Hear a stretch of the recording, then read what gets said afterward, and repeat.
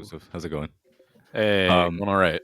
Jared, I appreciate you doing that. Both calling Destiny a cuck as an insult because I think it's funny and justified, but also standing up for like being able to use that as a joke because what is the fucking polyamorous online left ever going to do to you anyway? Like, fucking have sex with each other to protest you? Like, let them have at it, bros. Like, you were clearly having a better time than all of us monaga bros. Like, I just hope that it's because it rings true with you because it's like it's not something that I just like came up with, obviously, right? Like, there have always been Maoists, there have always been third worldists, there have always been people like saying the people in the first world are a bunch of labor aristocrats. They're never going to like rise up against the imperial core because they don't have the ability by class distinction to do that. None of this is my original thought. I've maintained that view for years at this point, even when I was involved in organizing. This isn't going to go anywhere. I'm well aware that none of this is going to go anywhere. I'm still involved in organizing, and I think everyone should be involved in organizing.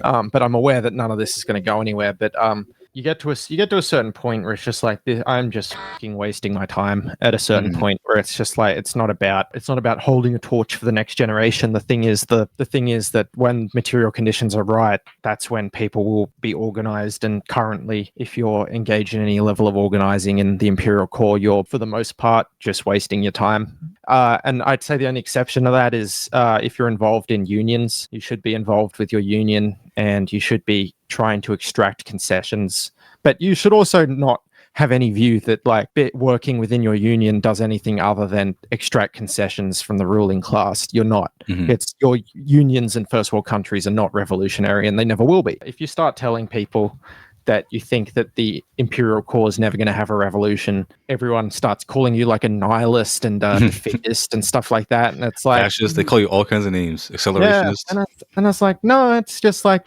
I just want to get on with my fucking life is what it is. I've noticed that this is a waste of my time and I want to get on with my fucking life. That's all it is. And it's not defeatist or nihilistic. Yeah, it's just realistic. But it's like my life is fine.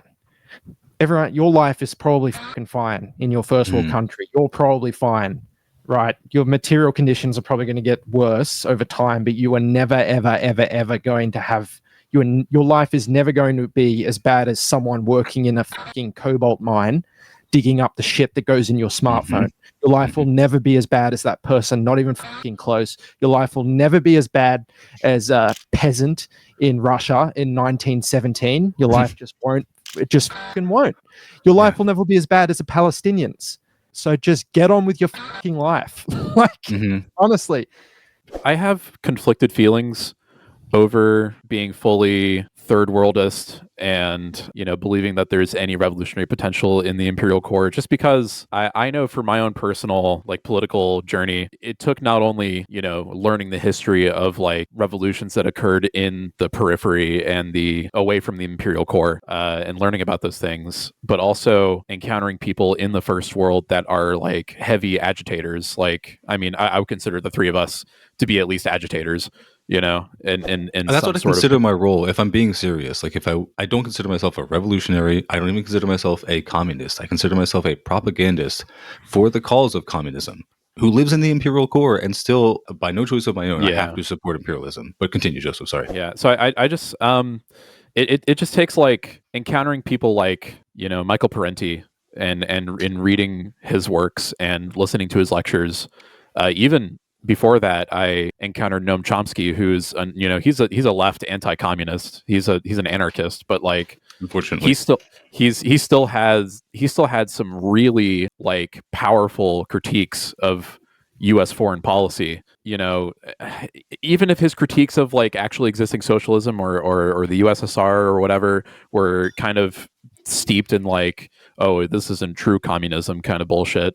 I think that at least he was bringing to light and bringing awareness and consciousness to people, even if they weren't, even if it wasn't fully guided towards the specific Marxist goal of achieving a certain level of class consciousness for a revolution. I think the fact that he, as somebody who talked about foreign policy, talked about genocide, talked about the Vietnam War, talked about the activity in East Timor, with different presidential administrations funding groups that were just doing mass killings all over the world. And Michael Parenti, to go back to him, discovering his work and hearing his critiques of actually existing socialism, and also understanding like the material conditions of siege socialism from that perspective, I still have like a little bit of a hope, that something can occur in the first world. It won't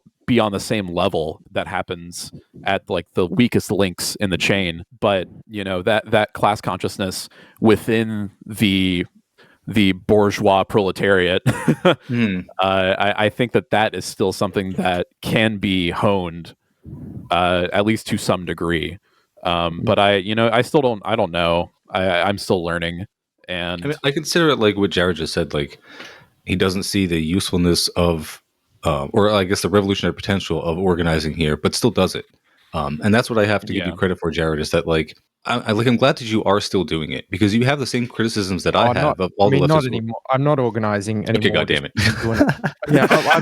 It's just because I'm doing a full-time fucking master's degree. It's pretty full on. Like I'm doing a university degree. You can keep this in, by the way. I don't give a shit anymore. No, I mean, I'm amazed you have time to do this. Like, I'm surprised that you do. So I'm doing a master's degree, and I just don't have time to organize or anything like that. I handed off the Palestine protests that I organized in my town that had thousands of people going to it, and that's what I am genuinely proud of. It's not organizing with communist parties or anything like that. It was organizing the Palestine protests, and I've handed that off, and that's being run by a lot of other people now, which is good. It's still going. I just don't have time to be a part of it. But yeah. Well, regardless, my point still stands, which is that my thing that I have been responding to people with, which is that everyone has been telling me like I can't criticize all these leftist orgs when I say that they're not doing enough to resist the genocide, like the mutual aid and the protests, like whatever we have done collectively to budge the needle of the Democratic Party has obviously not worked, right? And then when I say that is obviously not enough, people are like, well, what are you doing? You have a podcast, you have a meme page. Like, you can't criticize these groups until you are part of them. And my only response is that like I can criticize the Democratic Party without organizing with them. I can criticize fascist orgs without organizing with them. Like, investigation is the thing. You don't have to personally do every single thing. You can learn from other people's mistakes, believe it or not. Like, that's actually how life works. If you have to make a mistake to learn every single thing, you are going to spend your entire life making a lot of fucking mistakes and like get nowhere. I don't have to organize with any different organization to know that they are not doing revolutionary socialist vanguardism, right? There are currently no orgs doing that, and I can tell that just from looking at what they are actually doing, and even what their rhetoric is. Like, they may say that they're revolutionary, but again, if they're just doing mutual aid and protest, but that's all just to say, like, Jarrod, even when you were still organizing, if you were saying the same things that you and I are saying about the current state of leftism in the West, did you get any more credibility, any more credence from people? Were they changing their minds because you were organizing, or did they give the exact same response they're fucking giving me? And I've noticed it's the same response that I get if I tell people God isn't real, which I also do. I spend a lot of fucking time in comment sections trolling right-wingers and religious nuts, just saying God isn't real and laughing at them because, and I'm not saying this to like offend you, Jarrod. It's just like, it's like one of those things, like you're getting at something like really at the heart of somebody's belief system that is usually predicated on something that like isn't really there. And like the belief of like Western revolutionary potential in the imperial core is like, it's like a worse, more damaging fiction than belief in like God or Santa Claus or anything like that, because it's literally keeping people mollified. It's keeping people complacent.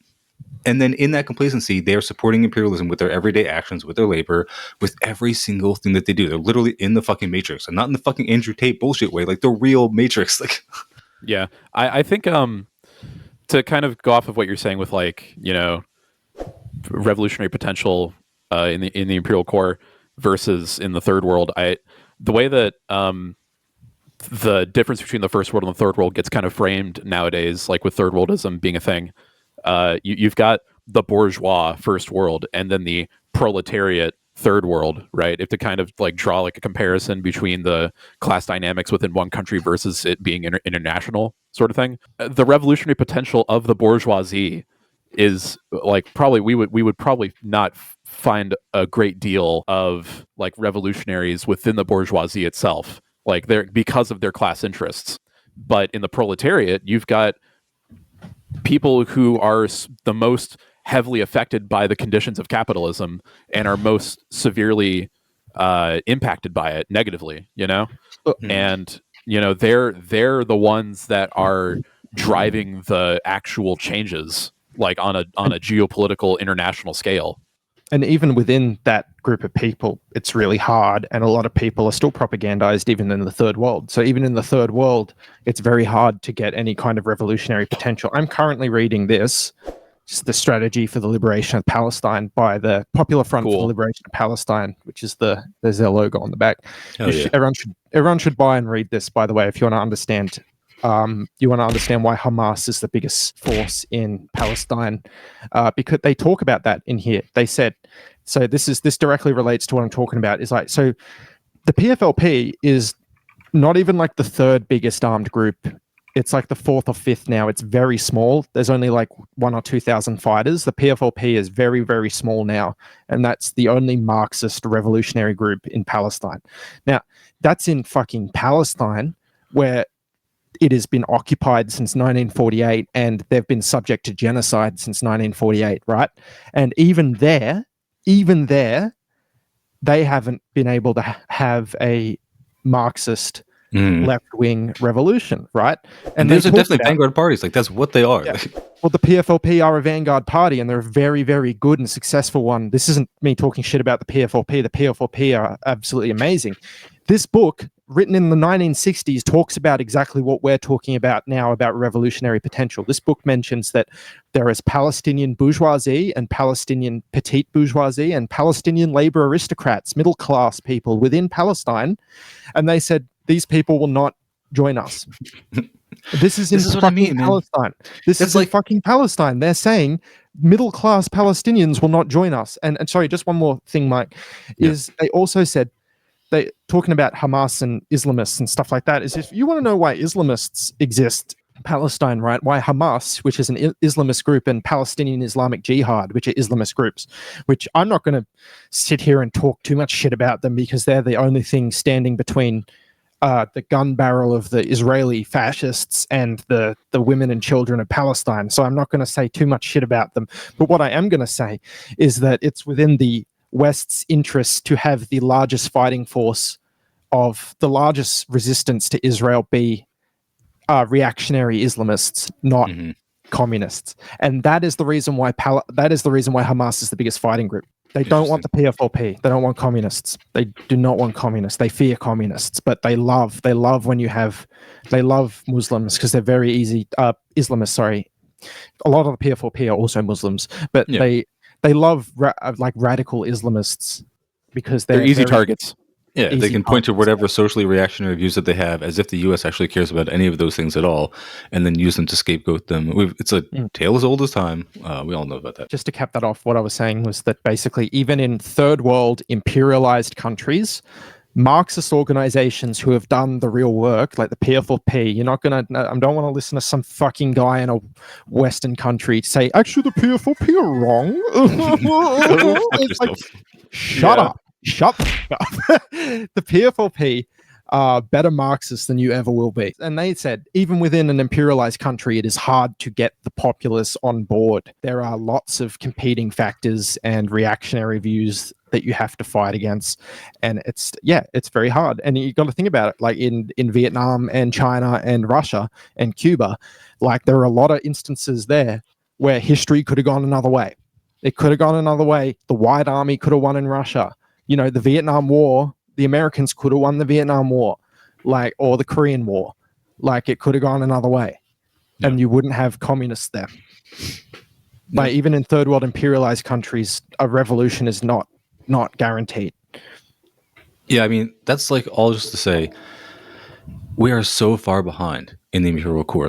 I get what you're saying about the PFLP and the Hamas thing, and that's super interesting. I can see why the U.S. would target the PFLP in such a way that would diminish them to the point of being totally powerless, and then uplift Hamas, just like Israel also did, as we've seen from decades of recent history, because it's convenient for them to be able to do that.